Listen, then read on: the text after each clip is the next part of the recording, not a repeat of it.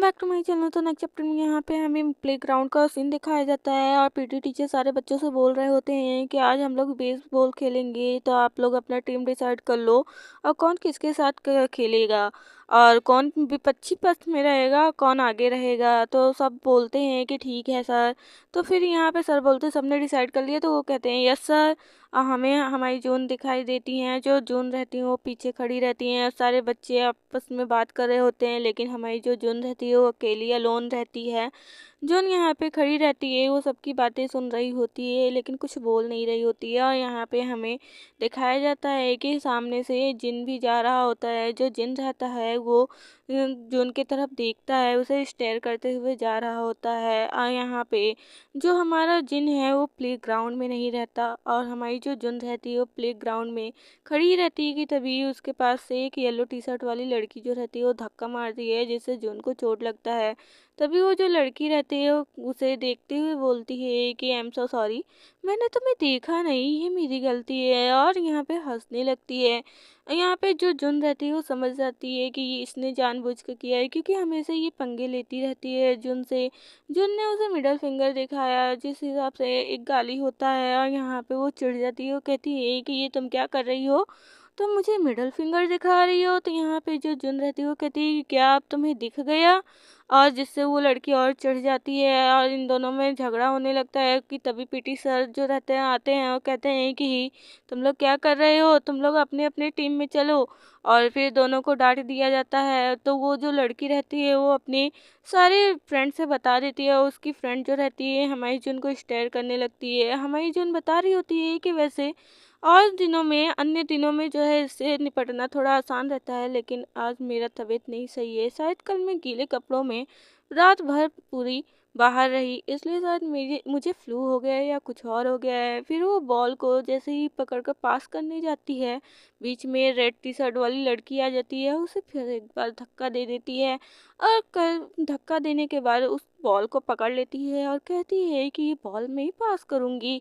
और यहाँ पे उसे स्टेयर देती है एक डेडली लुक की तरह।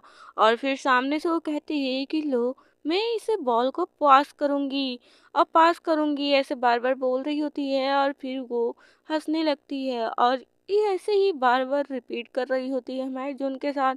जो उनको बार बार धक्का दे रही होती है, उसे बॉल नहीं लेने दे रही होती है, उससे दूर लेकर जा रही होती है। और ये तीनों लड़कियां बिल्कुल ऐसे ही कर रही होती है, वो आपस में ही एक दूसरे को बोल दे रही होती है और जून को धक्का मारकर पीछे कर देती हैं। जून बोलती हैं कि देखो ये लोग आपस में ही बस प्लेग्राउंड में खेल रहे हैं, अब तो ये हद ही पार हो रही हैं।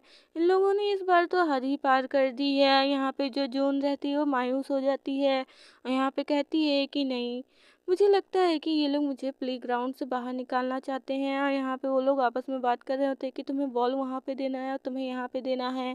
और फिर उस लड़की की तरफ देख रहे होते हैं। फिर उसके बाद जो उनको तरफ देख कर एक लड़की उसे डेडली लुक देती है और सब उसे डेडली लुक देते हैं। और ये चीज़ नोटिस कर रहा होता है, उन रहता है वो देख रहा होता है। यहाँ पे वो कहती है कि ही हम लोग और उसे परेशान करें, परेशान करना ही क्यों नहीं चाहिए, करना चाहिए। स्मार्ट करती हैं, कुछ हंसती हैं। यहाँ पे हमारी जो जुन रहती है वो साइलेंटली खड़ी रहती है, वो कहती है कि मुझे सर से शायद छुट्टी मांगकर नर्सिंग होम में जाना चाहिए। तभी उसके पैर लड़खड़ाने लगते हैं, उसे चक्कर आने लगता है। वो कहती है कि बिल्कुल भी नहीं, अब मैं नहीं रह पाऊंगी ऐसे। और तभी यहाँ पे जो उन रहता है वो बॉल को अपने हाथ में लेता है और थ्रो करने जा रहा होता है हमारे जुन के पास। और जो जुन रहती है वो थ्रो होने से पहले ही पास आउट हो जाती है और सबको ये लगता है कि बॉल लगने से वो नीचे गिर रही है। और यहाँ पे जो जुन रहती है वो अनकॉन्शियस होकर नीचे फ्लोर पे गिरने लगती है। और यहाँ पे सब लोग उसे ऐसे गिरते हुए देखकर जब गिर जाती है तो दौड़ते हुए उसके पास आने लगते हैं कि जुन तुम्हें क्या हुआ। और यहाँ पे उन जो रहता है वो दौड़ते हुए आता है, वो कहता है जुन तुम ठीक तो हो ना, तुम्हें क्या हुआ। और यहाँ पे शॉक भी हो जाते हैं। पीटी टीचर तभी जो है उसके पास आते हैं और कहते हैं कि जुन उठो, तुम्हें क्या हुआ है। और तभी कुछ लोग बोलते हैं कि इसे नर्सिंग होम पहले लेकर जाना चाहिए। और यहाँ पे जो उन रहता है उसके करीब जाता है, उसे उठाने की कोशिश करता है, लेकिन जो जुन रहती है वो उठती ही नहीं, वो बेहोश हो जाती है। और यहाँ पे ये सब चीज़ें नोटिस कर लेता है हमारा जिन। जिन दूर से ही देख रहा होता है लेकिन उसके करीब नहीं आ गया रहता है। नेक्स्ट सीन में हमें नर्सिंग होम का दिखाया जाता है यहाँ पे। और हमारी जो जुन रहती है उसको नर्सिंग होम में पहुँचा दिया गया रहता है। इसकी आंखें डायरेक्टली अब यहाँ पे खुलती हैं, और जब वो यहाँ पे अपनी आंखों को खोलती है तो वो कहती है क्या मुझे नर्सिंग होम में सबने पहुँचा दिया। और फिर वो इधर उधर देखने लगती है। वो कहती है कि सच में क्या लास्ट में मैं पास आउट हो गई। मैं बेहोश हो गई थी, और मुझे बुखार हुआ था, इसलिए फ़ीवर होने की वज़ह से बेहोश हो गई थी। लेकिन उसके फेस पे जब धूप की रोशनी नहीं पड़ती और पूरी बॉडी पे पड़ रही होती है तो कंफ्यूज हो जाती है। वो ठीक विंडो के ठीक सामने देखती है तो वो कंफ्यूजिंग वे में देखने लगती है। यहाँ पे वो कहती है कि ये किसने किया। और जब वो विंडो की तरफ देख रही होती है तो यहाँ पे बहुत सारे जो है पोस्टर चिपकाए हुए रहते हैं विंडो के ऊपर, जिससे धूप की रोशनी हमारी जो उनकी फीस पे ना पड़े। और यहाँ पे तभी हमारी डॉक्टर आ जाती है। जो डॉक्टर रहती है वो कहती है यहाँ पे बहुत ज़्यादा गर्मी है, लेकिन कैसे इतनी गर्मी कैसे लग रही है। और हमारी डॉक्टर तभी नोटिस करती है। वो कहती है कि हाँ, हीटर चालू है और ये किसने किया। तभी तो यहाँ पे इतनी ज़्यादा गर्मी है। हमारे जून के सामने हीटर भी चालू रहता है। और यहाँ पे वो देखती है, कहती है क्या ये सारे पोस्टर किसने चिपकाए हैं। और यहाँ पे जून बोलती है नहीं मत हटाओ। और लेकिन वो जो रहती है डॉक्टर वो हटाने लगती है, और जून के फेस पे रोशनी पड़ती है। फिर डॉक्टर जून के पास आती है। वो कहती है कि देखो तुम्हारा फीवर चेक करूँ, तुम उठ गई हो तो। जब फीवर चेक करती हो कहती है कि यहाँ पे इतनी गर्मी है इसलिए तुम्हारा शरीर इतना गर्म है, या तुम्हारा अभी तक बुखार उतरा नहीं है। फिर वो बोलती है कि आखिरकार तुमने अपने टीचर से बताया क्यों नहीं कि तुम्हारी तबीयत इतनी ख़राब है। तो यहाँ मेरी जो जुन रहती है वो बोलती है कि मैंने सोचा मैं इसे संभाल लूँगी, इसलिए जो है मैंने नहीं बताया। तो यहाँ पे जो डॉक्टर रहती है वो कहती है कि ओहो, तो तुम्हें बता देना चाहिए था। वैसे भी चलो अब क्लास सारी ख़त्म हो चुके हैं तो तुम आराम से घर पर जाकर आराम कर सकती हो।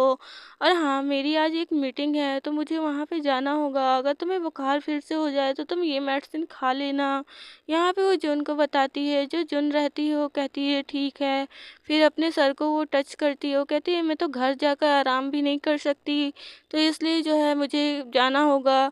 और फिर यहाँ पे आवाज़ आती है। जैसे ही डॉक्टर जा रही होती है उसे एक स्टूडेंट मिल जाता है। वो कहती है कि तुम यहाँ पे, अच्छा तुम जुन का हाल चाल पूछने आए हो। तो यहाँ पे जो जुन रहती है वो सोचती है कि जिन आया होगा, क्योंकि इस स्कूल में तो कभी भी कोई भी उससे बात ही नहीं करता, तो कौन ही उसका हाल चाल पूछने आएगा। और वही सोचती है। लेकिन यहाँ पे आया होता है उन उन जो रहता है वो कहता है झाँकते हुए कि क्या तुम उठ गई। और यहाँ पे जो जुन रहती है वो कंफ्यूज हो जाती है और शॉक भी हो जाती है कि क्या ये देखने आया है मुझे। और यहाँ पे जो हमारा उन रहता है उसके करीब जाकर बैठ जाता है और कहता है कि तुम उठ गई हो ना। तो यहाँ पे हमारी जो जुन रहती है वो थोड़ा ब्लश करने लगती है, अपने हेयर को ठीक करने लगती है और कंफ्यूज भी रहती है। वो बताता है कि मैं बहुत बार आया लेकिन तुम सो ही रही थी, इसलिए मैं वापस चला जा रहा था। फिर वो बताता है कि मैंने शायद बहुत ज़ोर से बॉल फेंक दिया, इसलिए तुम्हें जो है बॉल लग गया, तुम बेहोश हो गई।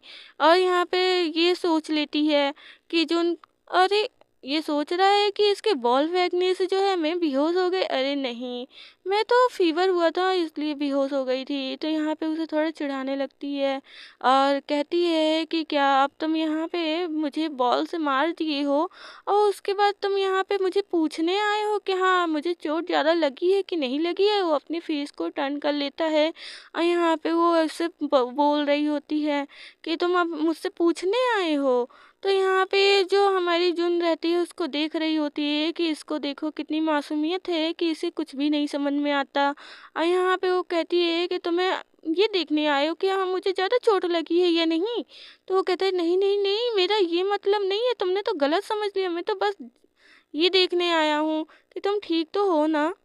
यहाँ पे उन बताने लगता है कि असल में मैं तुम्हें सुबह से ही देख रहा था कि तुम्हारी कुछ तबीयत नहीं सही है, और शायद तुम बार बार अपने आप को पास आउट कराने के लिए बॉल के करीब ही आ रही थी, इसलिए मैंने सोचा कि मैं तुम्हारी तरफ बॉल फेंक देता हूँ। क्या पता तुम पास आउट हो जाओ, तुम जाकर थोड़ा सा आराम कर लो। बस मैंने यही सोचा था, नहीं तो और कुछ नहीं सोचा था, मेरा कोई भी गलत विचार नहीं था।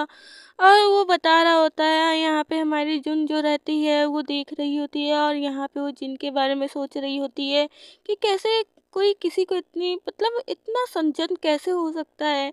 सज्जन इतना सज्जन कैसे हो सकता है? किसी को थैंक यू कहना इतना आसान है या किसी से सॉरी कहना इतना आसान है? क्या ये पहले भी आसान था?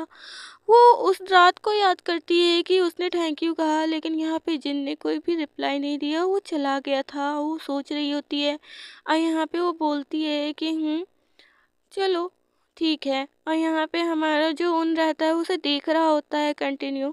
और फिर यहाँ पे हमारी जो जुन रहती है वो कहती है कि सब कुछ सही है, मेरी हड्डियाँ नहीं टूटी। तो वो गहरी सांस लेता है, वो कहता है कि ठीक है। तो यहाँ पे वो कहती है कि और जो चोट का निशान है वो चला ही जाएगा एक दिन ना एक दिन। तो यहाँ पे वो झटका खा जाता है, वो कहते हैं क्या चोट के निशान, तुम्हें चोट लगी है? और यहाँ पे वो कहता है कि क्या तुम उठ पाओगी? तो वो कहती है कि यस मैं उठ पाऊंगी।